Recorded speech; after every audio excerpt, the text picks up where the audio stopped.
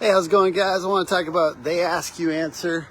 It's a book by Marcus Sheridan, but I want to apply these lessons to home service businesses. We work with a ton of roofing companies and home service businesses, and this is really a concept for creating more content.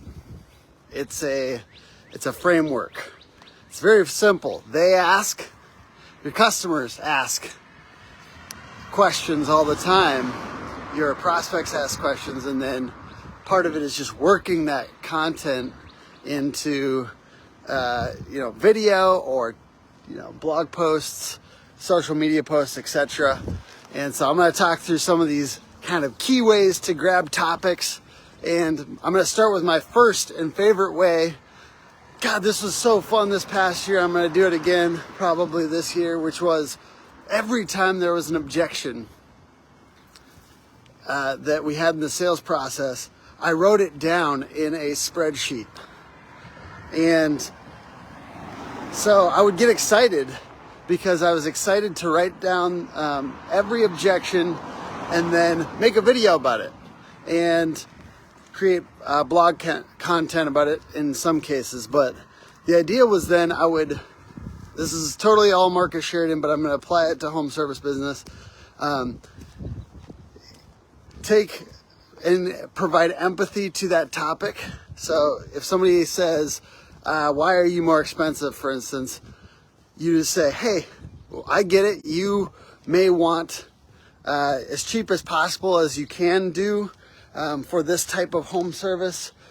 However, what we've noticed, and just give them your experience, what we've noticed is that some people who go with the cheapest price have to redo work in years. Like, for instance, if you're a roofing company, we've noticed that sometimes people have to redo their roof after a couple years, sometimes when they go with the cheapest price, and a roofing company doesn't, let's say,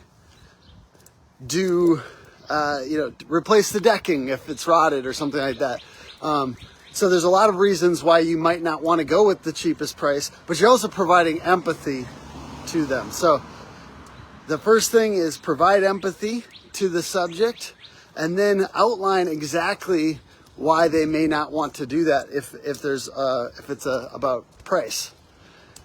And some of this stuff is it's something that salespeople do, but we don't do in our marketing. I think we don't talk about price, for instance, if that's a top objection, because we don't think we can provide enough context in a pricing discussion in marketing, because it has to be about a specific project. But the levers that increase price and decrease price, and you can talk about those levers and maybe even put that on the website in the form of a video to provide empathy to that discussion around price. It's not always giving the price per se. It's not always saying, hey, this is our average roof is $17,000, but it is saying these are the things that make roofs more expensive. These are the things that make roofs less expensive, and talking through it. Like, some roofers use cheap materials, and cheap materials will get you by, but it won't create like a long-term solution for your problem. It's a short-term solution.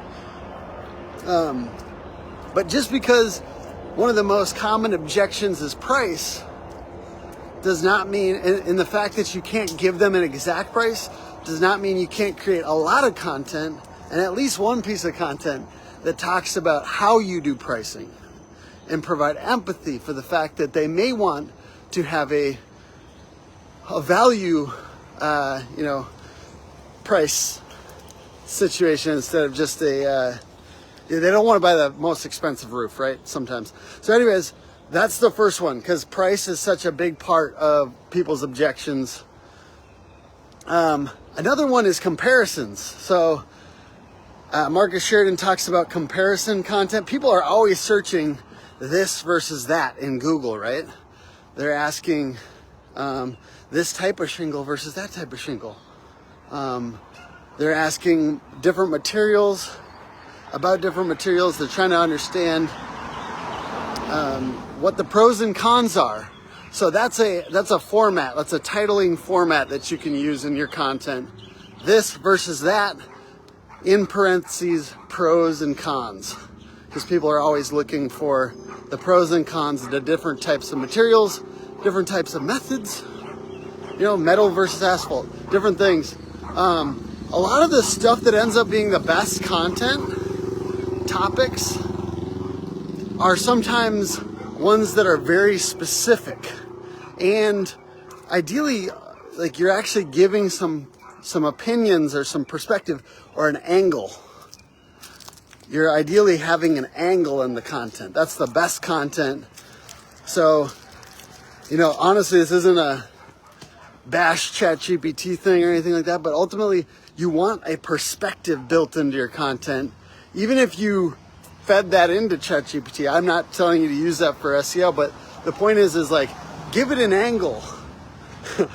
Give your marketing person an angle. Give your content a cutting direction, not just, you know, basic information. People want perspective. People want, honestly, that's why spicy hot takes do so well on social media. Unpopular opinion, you know, right?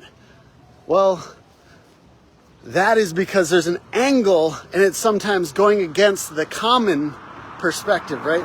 That's why it's interesting to us. So that's another thing. So we've talked about pricing, giving more empathy to pricing and actually creating more pieces of content about pricing. Talk about this versus that, different materials or different methods, and pros and cons. Reviews is another one.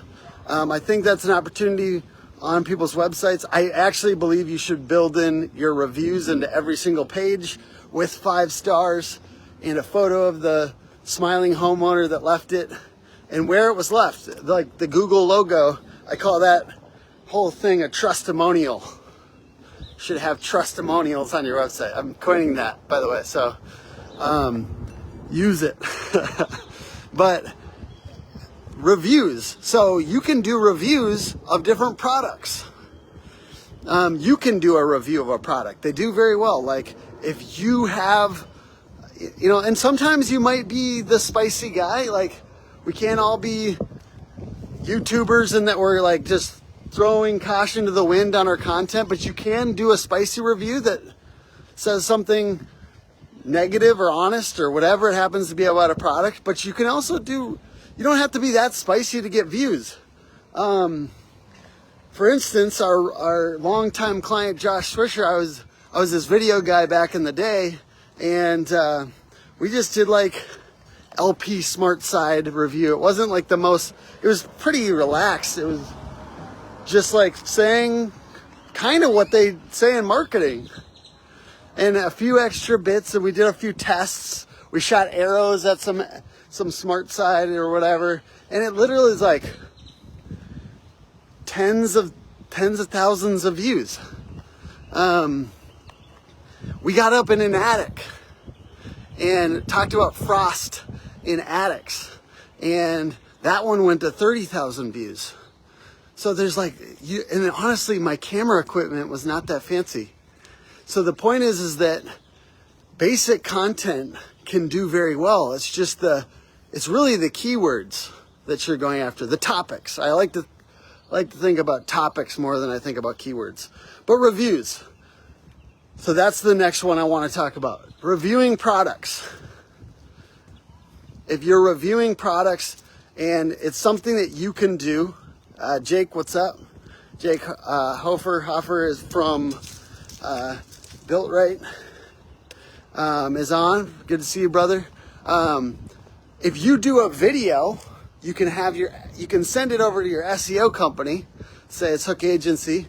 You can send it over to us, and we can make it into a blog post. And we did this. We've done this a lot for people that are a little bit more ravenous on video. I want you to be more intense on video this year. I'm trying to get you off the fence. I'm trying to get you guys stoked about creating video content and giving you guys ideas about topics.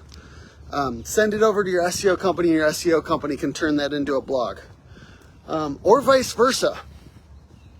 If your SEO company is identifying topics and keywords to go after, they've done some research around the demand for that amount of content, and you can essentially take the topics that they're creating content around and make a video about that. So just two ways to swing a hammer there. And so let's get back into They Ask You Answer. So this is a book by Marcus Sheridan, strongly suggested, probably one of my top 2 marketing books. It's really about creating content based on what people want. It's topic demand. And there's all kinds of ways to get this topic demand, right? You can post about something, and then you see people really enjoy that topic, and then you create more content around it. You can listen to objections in the sales process and write those down and create a spreadsheet, as I like to do. I'm actually going to give you guys a template in this live. So if you go to hookagency.com/YMYL, actually, sorry, that's wrong acronym. They Ask You Answer. TAYA. Wait, is that it? They Ask TAYA. Sorry, guys. Go to hookagency.com/TAYA and press copy, because it's a spreadsheet. It's a very simple template, but essentially what it is it's a spot to put all your objections as you get them. So as you get objections, put them in this spreadsheet, and then assign somebody to create the video. And it's basically a very simple spreadsheet, but it's I just wanted to kind of get you guys into this a little bit. So those are 3 ways to do They Ask You Answer content. Go grab the template at hookagency.com/TAYA. And a little bit of siren behind me, so I might hop off here, but I'll take, you know what? I'm going to stay on for a second. I'll take any conversations folks want to have. Sometimes I like to not jump off here after I finish my content. So what do you guys want to talk about? I got a couple people in here. If you guys want to say what's up or talk about what we're talking about, I'm happy to do it. If not, all good.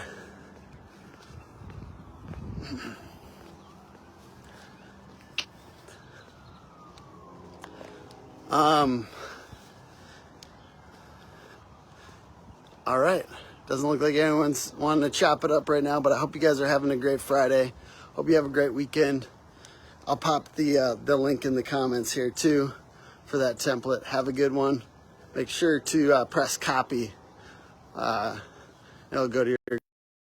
All right, see you guys. Bye.